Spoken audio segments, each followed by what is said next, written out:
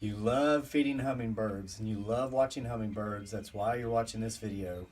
We had no clue how many of you liked to feed hummingbirds in the summer until we shared a meme on our Homesteading Off the Grid Facebook page, and it was shared 4,000 times and had a reach of 160,000 people in less than 12 hours. So we wanted to make this video for our channel today to talk about some hummingbird facts, dispel some myths, and give you some tips. We've been feeding hummingbirds for many years. As of this recording, it's early spring, the weather's warming up. You can hear the birds singing around us. We've been noticing some birds in the last few days that were gone for the winter that are now back. One being the red-winged blackbird. He just came back, he and she, from having gone further south for the winter. But now they're back, and the hummingbirds are on their way. They're still a couple weeks away, so we wanted to show you this information early in the season. Okay, there's discussion out there that the red dyes in the nectar solutions that we give hummingbirds is harmful to their health. We Googled the heck out of this morning and checked multiple sources, and basically this is the word on that as of our findings. There is neither research supporting that these dyes are harmful to hummingbirds, yet there is no conclusive research which states that the dyes are not harmful to hummingbirds. So when in doubt, why take the risk, especially when we're dealing with something as sensitive as a wild animal? So we make our own solution, and we've been making it for years, and whether the solution is harmful or not to the birds, one of the best reasons to make your own solution is simply because of the cost. Now, I went to Lowe's last night. We know how to make some homemade hummingbird feeders, and we may show you that at some point in a later video, but you can get these hummingbird feeders at Lowe's for $4.95. Now, I'm not promoting Lowe's, and I'm not promoting this particular brand of hummingbird feeder, but what I'm saying is that for $5 you can get a hummingbird feeder. And what's this have to do with the Nectar solution? I priced it while I was at Lowe's just last night getting these feeders, and one bottle, which might contain as much solution that's in both of these containers, cost about $6. Okay, this is how we make our solution. It's just water and pure cane sugar. Okay, we use a 4-to-1 mix. So if we use 1 cup of pure cane sugar, we're going to use 4 cups of water.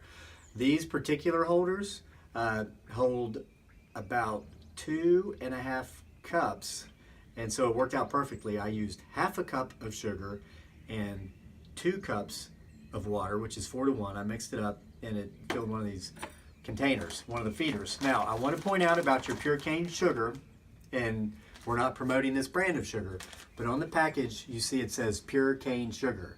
Make sure that your sugar says pure cane sugar, or you're buying processed sugar. Doesn't matter, 6 of one, half a dozen of the other. Price wise, this is going to cost you about $1 more. I got this at Kroger last night for $2.39.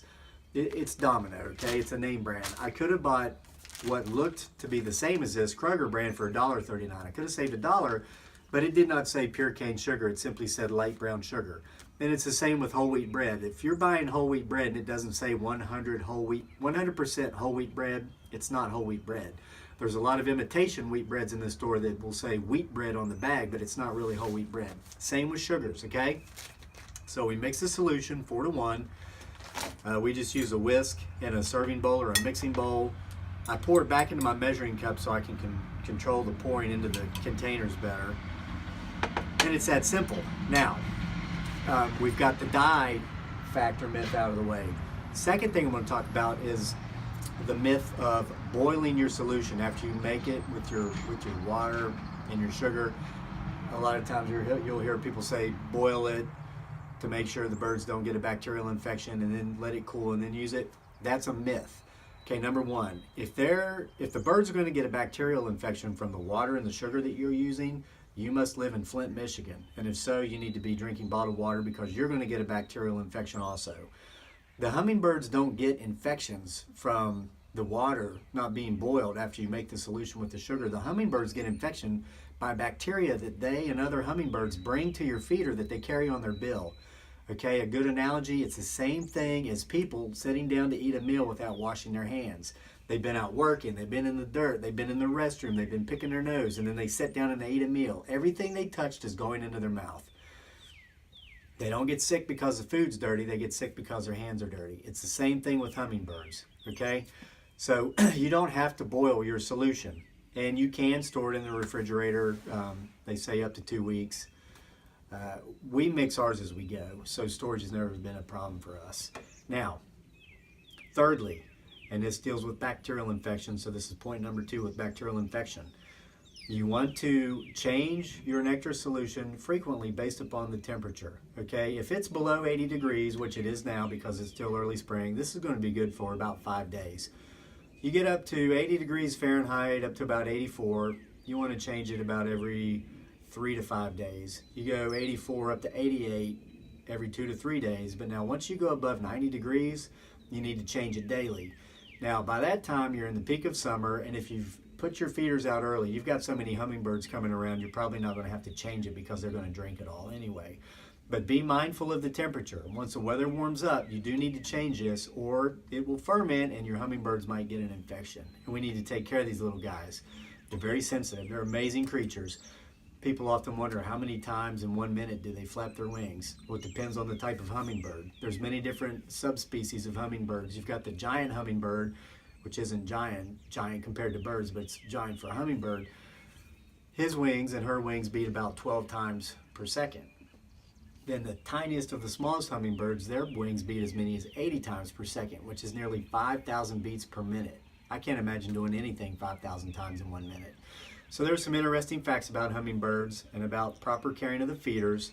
And also, our flowers aren't up yet, but my wife, who's a sweetheart and who's making this, she's holding the camera right now. She loves to give me flowers. She loves sunflowers, and she saw one in the grocery store the other day, so she got it and brought it home for me. And I love her so much, and that's just one of a million reasons why. But if you want to draw hummingbirds into your yard, don't just use the feeders, but plant brightly colored flowers. Our yard is covered with tiger lilies in the peak of summer, and so they come like crazy. And we spend a lot of our time out here on our front porch. Honey, can you pan and give them a view? Now, the leaves are not on yet. The buds are just now coming out, but this is our view in the summer. We sit here, we watch the hummingbirds and the other birds at our feeders, and we watch our fish jump in the pond. We watch our rose bush explode to life, and we just enjoy life. Now, I'm going to show you how to hang your hummingbird feeders, how we do it, and give you some tips on this as well. Okay, so now we're going to hang them. I'm going to show you how we do it and tell you why we do it. And first, let me point out, if you're using a ladder, please be safe, okay? I'm still a relatively young man. I'm not old by any means, but I know a lot of you folks watching this video who love to feed birds are maybe up there in age. My wife held this ladder for me, as silly as that sounds, before I climbed up here. Then she stepped back with the camera. Make sure somebody holds your ladder, and preferably the whole time while you're on it, okay? Be safe. We don't want you to get hurt doing anything you see in our videos or anything at all, okay? But now, we hang our feeders high for a couple of reasons. Number one, our cat, Cleopatra. You've probably seen her in some other videos. Everything we're doing is trial and error. I've mentioned it before. One of the errors we made is we used to put our feeders too low, and Cleopatra will hide underneath these bushes in the summer and just get the birds. So we put them up high enough that our cat can't jump up here. Number two, we have a lot of deer and we have a lot of bears around here, and they will, anything that's edible, they'll eat it. They come in here at night. Oh gosh, we got possums, raccoons. We can't leave cat food on the porch at night, and our cat sleeps inside at night most nights anyway. But I mean, we had a possum last year that would come up and eat the cat food on the porch and then scratch on the door when it was empty. We'd open the door and it would just sit there and look at us for more cat food. So it's crazy. So we hang ours up high enough so that the cat doesn't get the birds, and so that the deer and the bears don't get the feeders. And we don't tie these knots so tight that we cannot untie them to refill the feeders. We just do like a simple double knot here, and it's enough to hold them up. Another benefit to this is it makes it harder for the ants to come up here. A lot of folks you'll see use a metal pole. Once the ants go marching one by one, they go marching millions by millions, as you know. This makes it more difficult. And we have a lot of pileated woodpeckers. They're the largest woodpeckers in Virginia, at least, one of the largest in North America, maybe the largest. They'll jump on a traditional bird feeder and cling upside down and just empty the thing. Well, they can't get on this, and there's nothing up here for them to perch on because they don't have a solid metal rod. So here in a couple months, and we'll make videos of our hummingbirds once we've attracted them. They're on their way in. But this is our view from our porch. You're seeing it right now. We watch our fish jumping in the pond. We watch our hummingbirds at the feeders. It's a beautiful sight. So if you love hummingbirds, please keep these tips in mind so you'll know how to better care for them through proper feeding, proper cleaning of your feeder, proper mixing of your solution. If you learned something from this video that you enjoyed, please subscribe to our channel and join us for more next time from Homesteading Off the Grid.